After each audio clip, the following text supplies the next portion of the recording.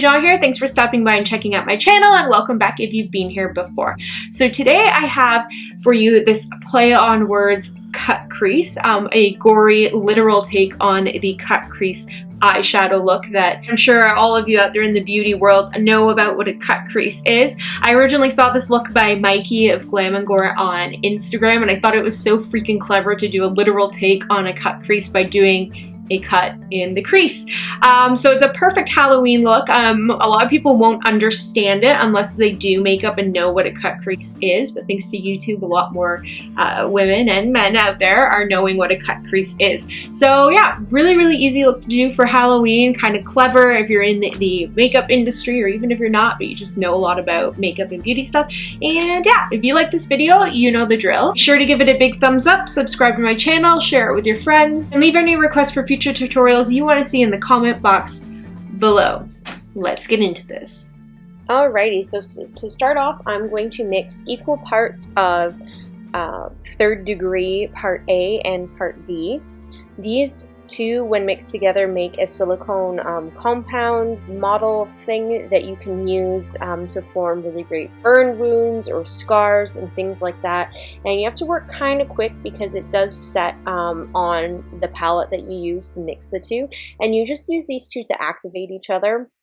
Again, mixing only on a palette, because if you do it in the jars, it'll ruin the rest of the product in the jar and it will all kind of become activated and set. So anyways, we're going to mix those, and then using a little palette spatula or something, you're going to basically trace along using that silicone model where your cut crease eyeshadow would go. And it's kind of tricky to use, but don't worry if it's messy. If you're doing a wound, you know, it's of course not going to be clean in real life. A real wound wouldn't be, or at least I would assume it wouldn't. I don't usually cut my crease literally. I do with eyeshadow, of course. But yeah, so you're just going to follow where your crease would go and bring a nice kind of thick line of that third degree compound, silicone compound across your cut crease. And then you're going to take the edge of your palette knife or palette spatula and cut right through the middle of that raised fake cut crease that we've created right there to create the opening of the cut. And then you're going to take the other side of the spatula and kind of blend down the edges so it looks like the outsides of that cut blend into your skin more, and it's just that inside little line we created that is lifted up and separated from the skin. So yeah, blend those edges down, and then you might want to go back into the cut that you created like I'm doing here, flicking it out and making sure it's a little bit more open. And now we're going to set it with a translucent powder just so that it's easier to paint and work with, because you can't really do much with it when it's too sticky. It will all pull around. So this just makes it less sticky. And now I'm going in with the sharp end of my tweezers to just separate that opening again so that we have some room in there to paint with it a little bit. Now I'm going to go in with my Kat Von D eyeliner in Trooper. You can use any eyeliner you want, but I like this one because it's just easy. It's got a precise little tiny tip that you can use to just fill in that wound, and this is going to create the illusion of a lot more depth than what's actually there.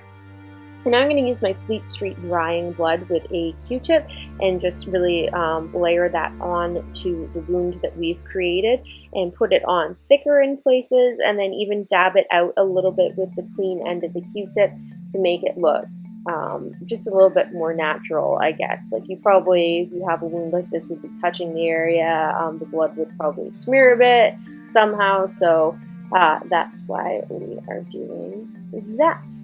And next we're going to go in with some Ben Nye scab blood. This is really difficult to work with, but I like to use this because it creates a bit more texture and makes it look like certain parts of the wound has started drying a little bit. So I'm using my palette knife and trying my best to try and spread that out over the area a little bit.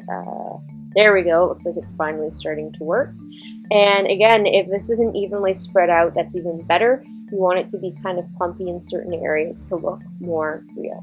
And now I'm just going to quickly add a little bit more of the fake drying blood there to make the area look more wet and gory.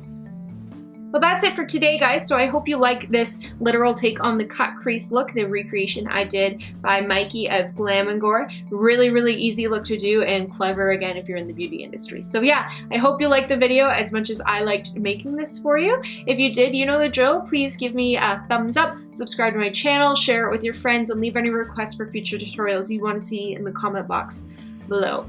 Until next time, take care, guys.